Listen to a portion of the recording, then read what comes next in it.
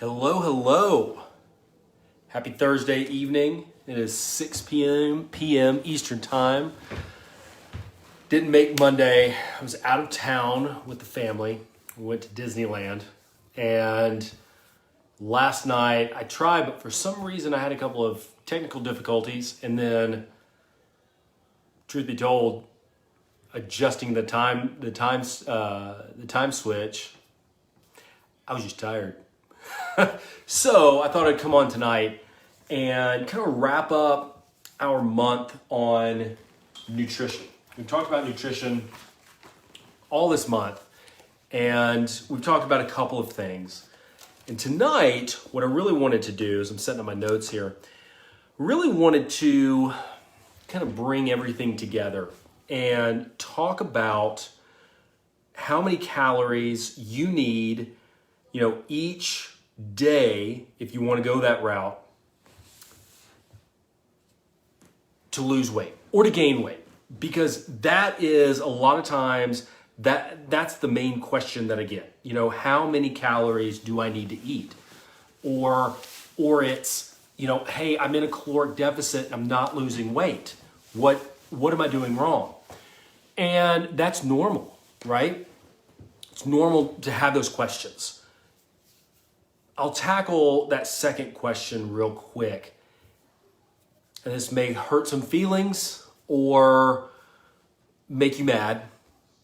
It's not my intention. But if you're not losing weight, you're not in a caloric deficit. Period. You're not. You may be, according to some online calculator. You may be according to what someone has told you. But you're not.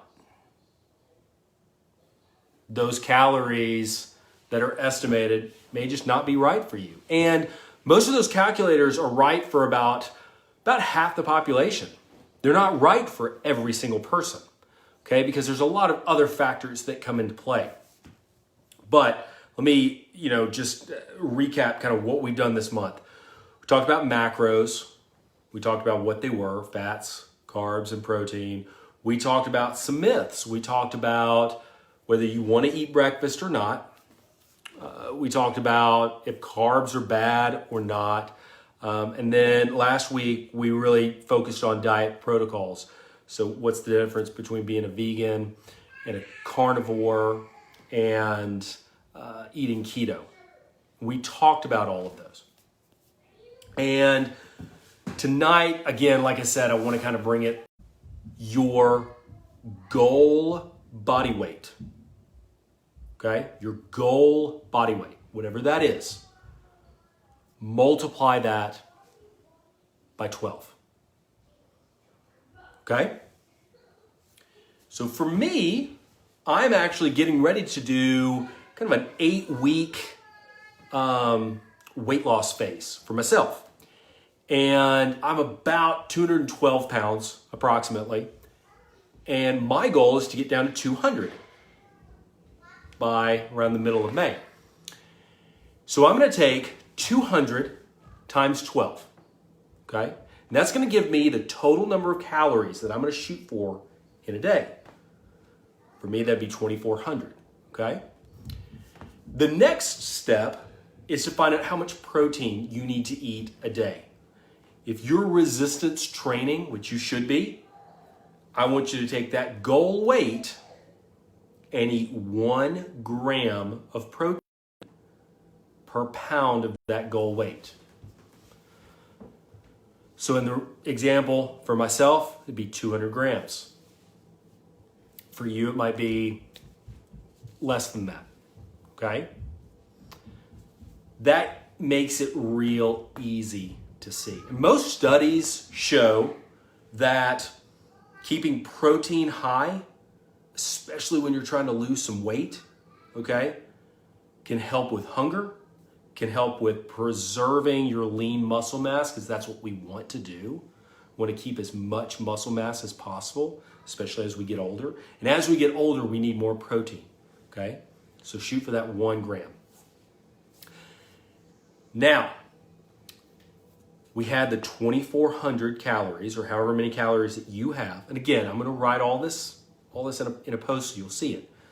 We have that 200 grams of protein. We know that 1 gram of protein is 4 calories, right?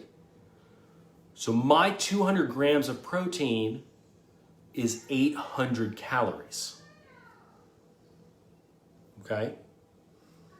I need to know how many grams of carbs and fat I need to eat. Now here's the fun part. You've got your calories. No volume? Oh, I've been talking. You can't hear me? Can anybody hear me? Let me know if you can hear me now. Give me a thumbs up or thumbs down, or let me know if you can hear me. If not, I'm just going to have to cut this off and do it again. Can anybody hear me? Okay, good. Okay. Hopefully the rest of it was on. And I guess I'll find out after I do all this, and I'll do it again if the volume was out at the beginning. So my goal again was at 2,400 calories, right? For what I'm for, and I know that 800 calories are coming from protein. And like I said, here's the fun part. Whatever is left over, okay, that's 1,600 calories for me. That can be any mixture you want of fats and carbs. Any ratio. If you feel better on more fat and less carbs, do it that way. If you feel better on more carbs and less fat, do it that way. That's where you get to kind of play with your taste preference and what is available to you. If you have kids, you may have more carbohydrate opportunities than fat opportunities, okay?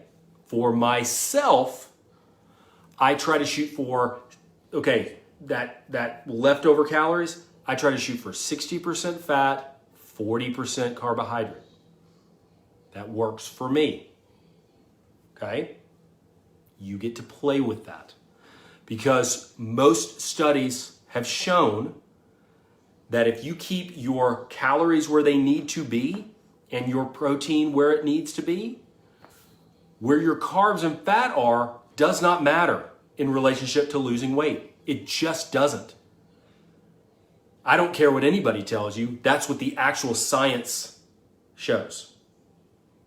Now, whether you feel better or not, that is up to you. Okay? But don't think that you have to be locked into one way or another. So how do we see if it works? How can we tell if this works or not? We have to track. That's where it gets tough. So there's 2 ways to do this, okay? You can go on MyFitnessPal and track every single thing that you put in your mouth. If you're trying to lose weight and you have been unsuccessful with it, there's a couple things you can do. Hire a coach, like me. Start tracking what you're eating. And I mean track everything that you put in your mouth. That is the only way for you to tell how many calories you're eating. Because by simply saying, I eat good, I eat enough, or I'm in a caloric deficit, if you're not tracking it, you simply don't know. Okay? So I would suggest that for anyone looking to lose weight to start tracking at least for a week so you can get an idea of how much you're actually eating, okay? So that's one way. Then after you get kind of an idea of how much food it is, then you can start kind of eyeballing it. And with every meal, you're having that good protein source, whatever that might be. And if it's a fattier cut of meat, you're reducing the amount of carbohydrates you have, okay? You're eating more vegetables and more kind of filling greens, okay? Now, how do we assess the success of this eating protocol? Well, again, we're tracking, right? You weigh in today, and then you weigh in every single day. This is my preferred method. Every single day moving forward. And a month from now, on March 27th, you weigh in and you compare it to February 27th. We see what the difference is. There should be a trend line and it should be going down. Even if it's, almost horizontal, but it's just got a slight decline. That's you moving in the right direction. May not seem like it, because each day our weight kind of fluctuates. And the only real way to tell it is if it's moving down over time. And the slower that it moves down over time, the higher the likelihood that you're going to keep it off for longer. Because remember, this is a marathon, not a sprint. So we're comparing two dates, but we're comparing month compared to month. I hope that makes sense. I don't want you to compare how much you weigh today versus how much you weigh tomorrow.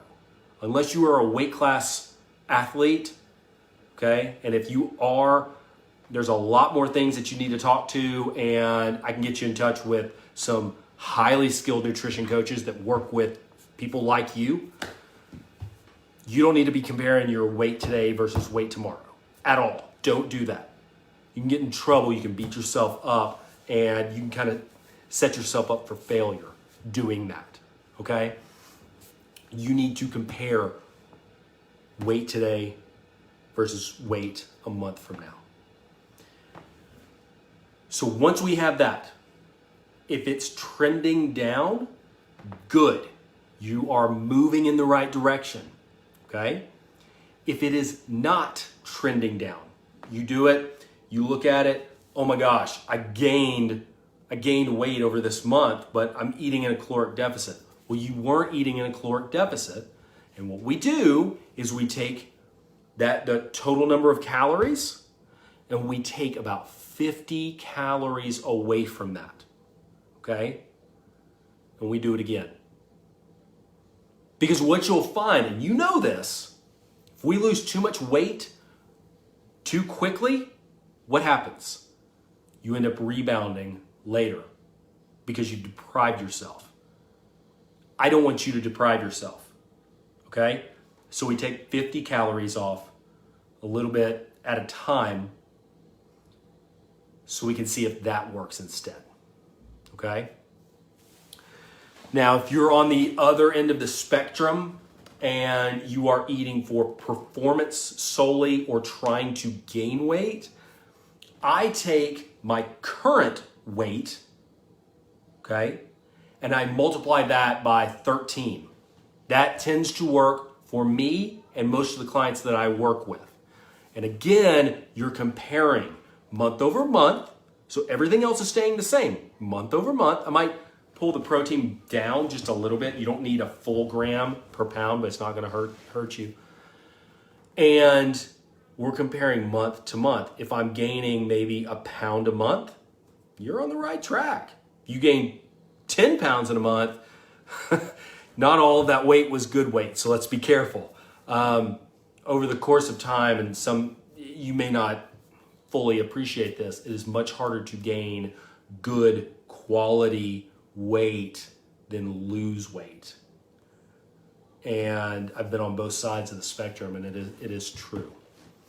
So I hope that helps. Again, we want to take, just to wrap that up, we want to take our goal weight, okay, multiply that by 12. That gives us how many calories we're shooting for in a day. Our goal weight, 1 gram of protein per pound of goal weight. Multiply that by 4. That gives us how many calories we're eating in protein. Our goal calories minus the protein calories gives us how many calories we want from protein, from carbs and fat. And we can distribute that as we see fit, depending on taste preference and how you feel.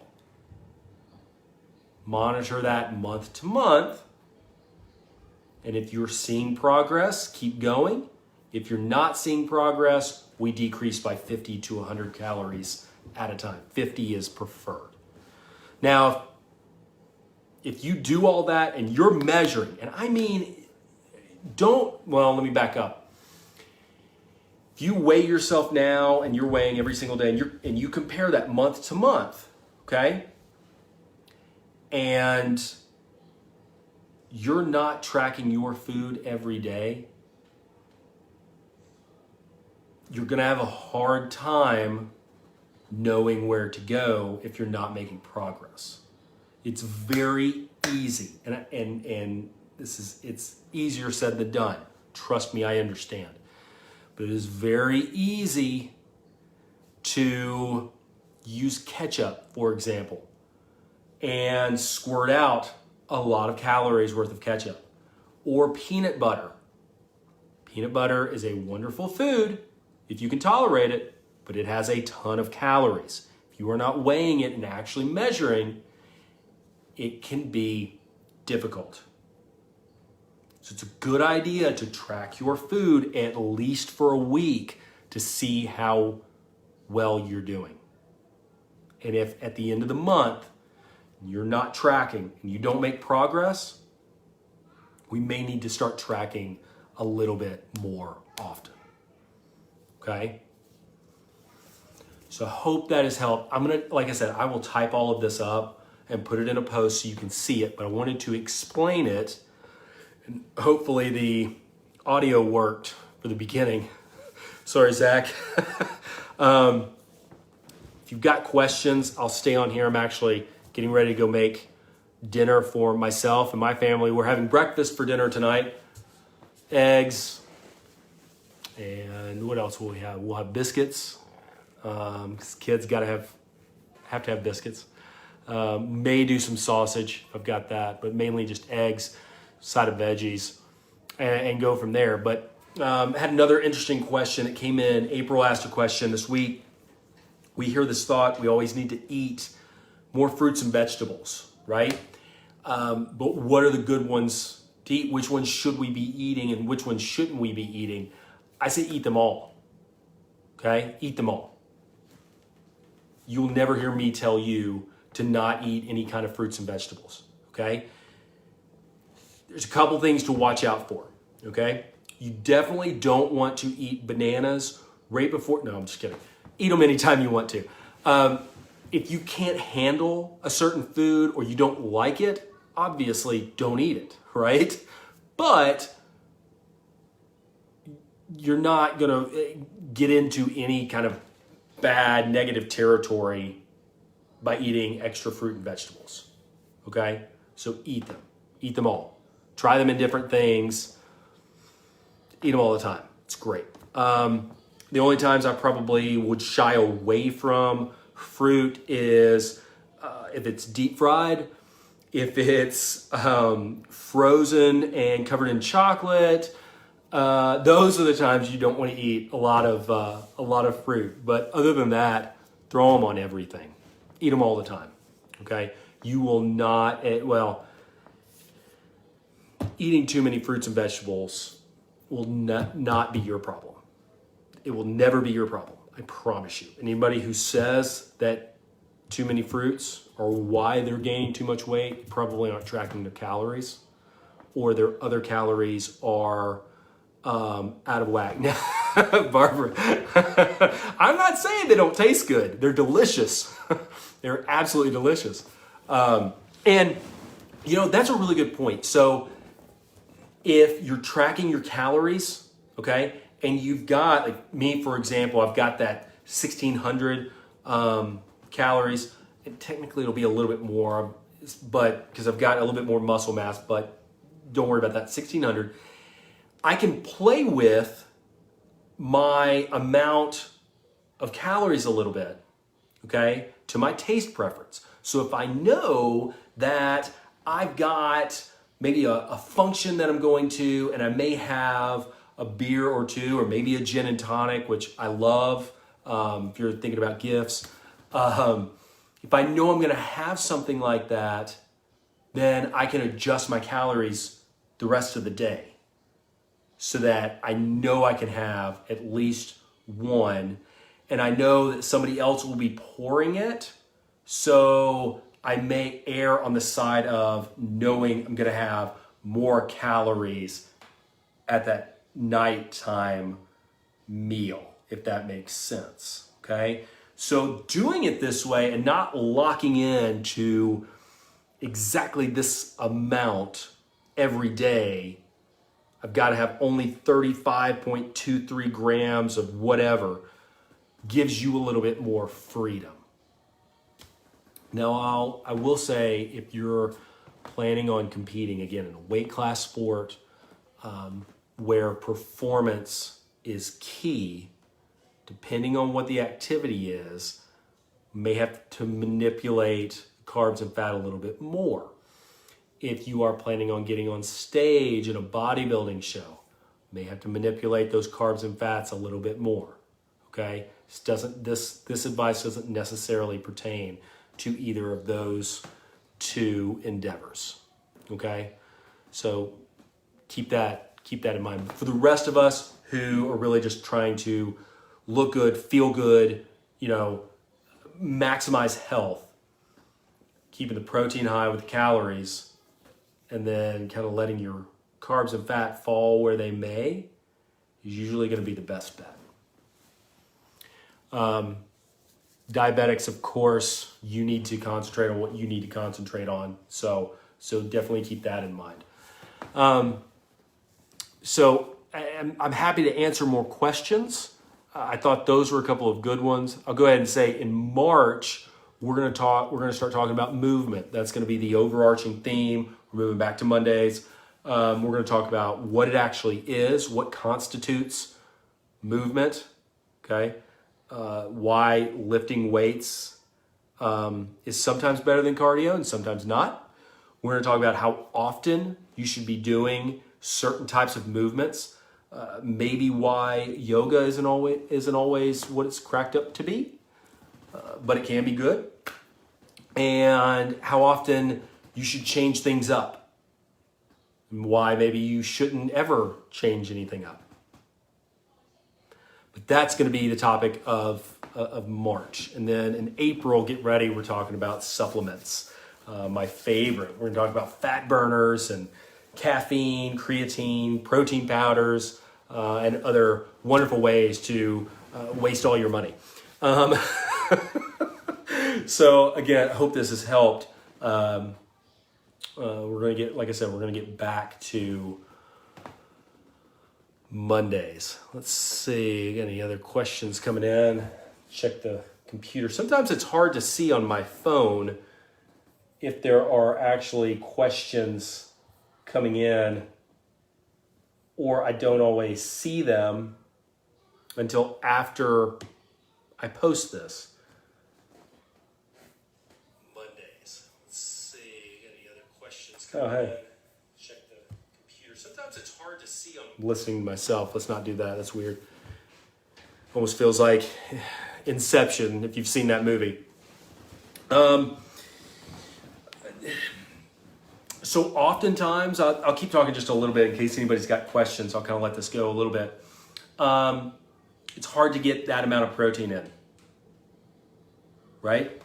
What if the fruit hurts your stomach? Don't eat it. That is a great, great, great question. What if XYZ hurts your stomach? Don't eat it.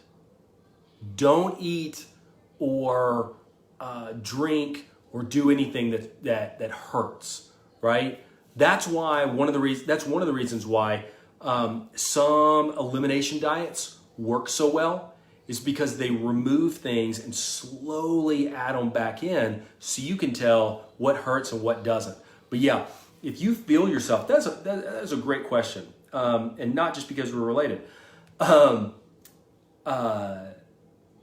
If you notice that your stomach hurts after eating a certain food, or you just don't feel like yourself after eating certain types of food, you may just not need to eat them and pull away from them. You don't have to eat fruit. You can go with all veggies. That's perfectly fine. Like I said last week, there are people that are eating strictly carnivore right now, just meat, and are doing okay. Now, I don't advocate for that at all, okay? I think you need fruits and vegetables. But if you can't eat some of those because they're hurting you, don't eat them. You can find a supplement or something else to help. Great question. Made me lose my train of thought. I didn't know what else I was going for. Don't eat them. Yep, don't eat them. You don't necessarily need nuts at all. I'm gonna grab my phone here and let you walk with me because I've got to get dinner started, and I want to stay on this and see if I can answer some more questions. Watch my kids are watching some TV. But yeah, don't eat anything that's going to hurt your stomach. Now I remember what I was talking about. Protein. So thinking about adding enough protein to their diet. Because for me, I need to eat 200 grams, right? 200 grams a day. It's real easy when you're weighing and measuring, okay? Chicken breast, beef, eggs, cheese, Greek yogurt, all have a lot of protein, and it's all very, very good for you. You can also do collagen supplements, and we'll get into supplements more in a couple of months, but collagen supplements are wonderful. Any kind of protein powder that you can stomach is great. I prefer whey. Couple of reasons why. It's cheap. It really, for most people, it doesn't affect their stomach, but for some it does. It generally tastes good and it mixes very well. I put some into my coffee and mix it in like that. So it's a good way to get an extra 20 to 30 grams of protein. Y'all can see the life of a multitasker. But I'll leave it here for now. I'm kind of getting distracted, and multitasking is never good for anyone. But I hope this helps. Again, I'm going to write this down so you'll see it, and hopefully you can use it. And keep me updated. Continue to ask questions. I will continue to be here for you. And have a great rest of the night. I'll talk to y'all later.